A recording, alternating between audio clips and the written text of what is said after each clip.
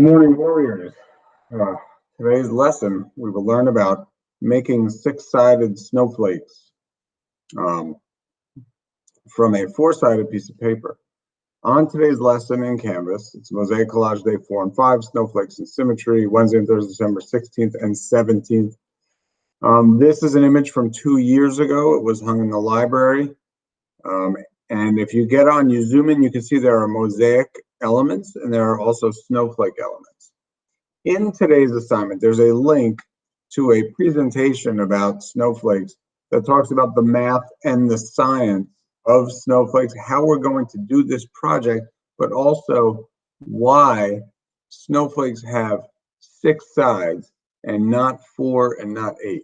So, and it's because of the way the molecules bond. And so we're going to use math skills, trigonometry specifically, to create a 6-sided snowflake. Don't worry about, I'm not going to read this presentation to you, but it's there for those of you who are interested in how the math and science will shape the art. It's there for your own knowledge and exploration.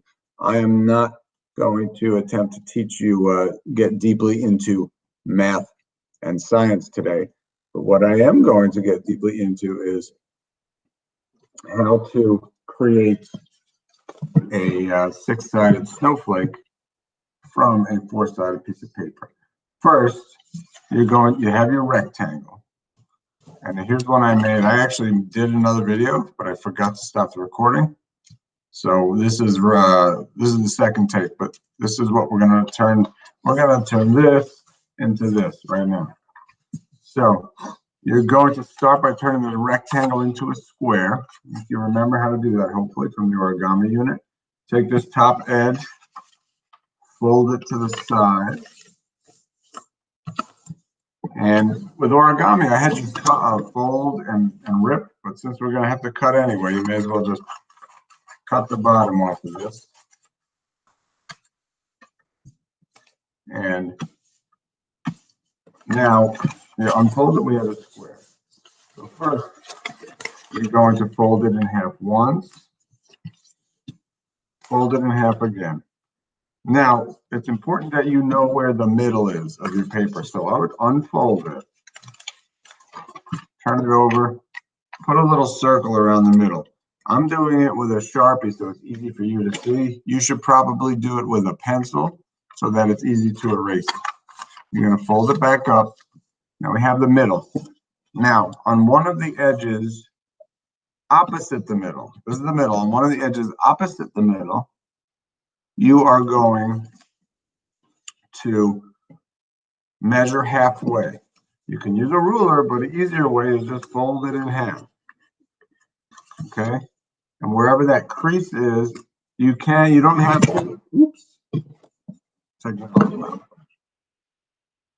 you don't have to mark it. I'm going to, so you can see, but there's a crease there. So I'm going to mark it just again so you can see on the video, but you really don't have to.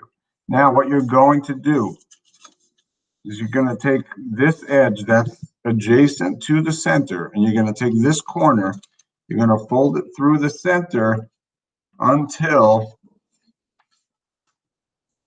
that corner is intersecting that crease or the line that you just drew. And what we did is we used the Pythagorean theorem, because we know from that the hypotenuse is exactly 2 times the short leg of a 30, 60, 90 right triangle. And we want to get those 30-degree angles because they are important to the snowflake construction. Next thing we're going to do is fold the other side over. Now we're going to cut. First, we're going to make 2 cuts. We're going to make a cut on this line.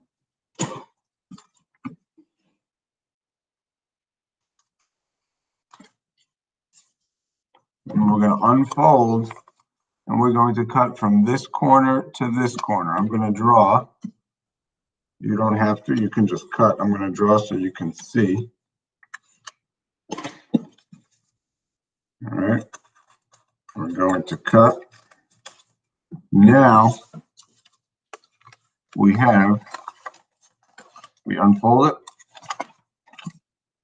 and we have a hexagon. We have a six-sided shape. Now that's not the snowflake, but now you can see how we just turned a square shape into a four-sided shape into a six-sided shape. And we're going to refold it so that we can make our snowflake. Now again, here's the middle.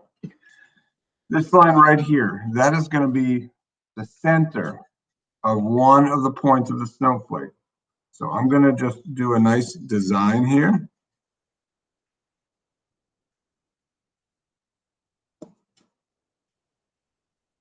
And I'm also maybe going to put some other little notches in there. This will just add to it.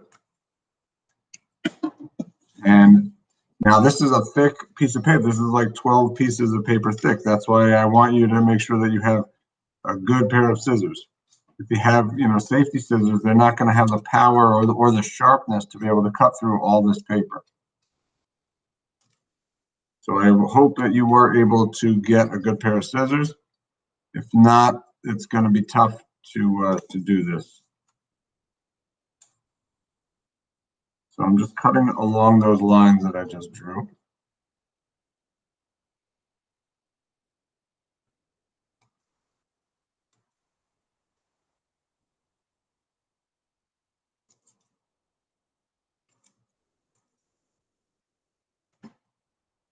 All right, I'm not going to waste time with all of them. It wouldn't be wasting time, but it would be taking up more instructional time than is necessary. Then as I unfold this, now I've actually made like a 12-pointed snowflake, but it has 6 axes of symmetry. It's got 6 main points and 6 subordinate points. So that's how you do it. And so today and tomorrow I won't be here because I have a medical situation. Just have a little surgery planned.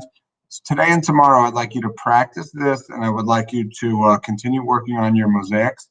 And then on Friday I'll give you the project that you will work on, hopefully over the winter break, and hopefully it will be a lot of fun and something that you can do with family and friends.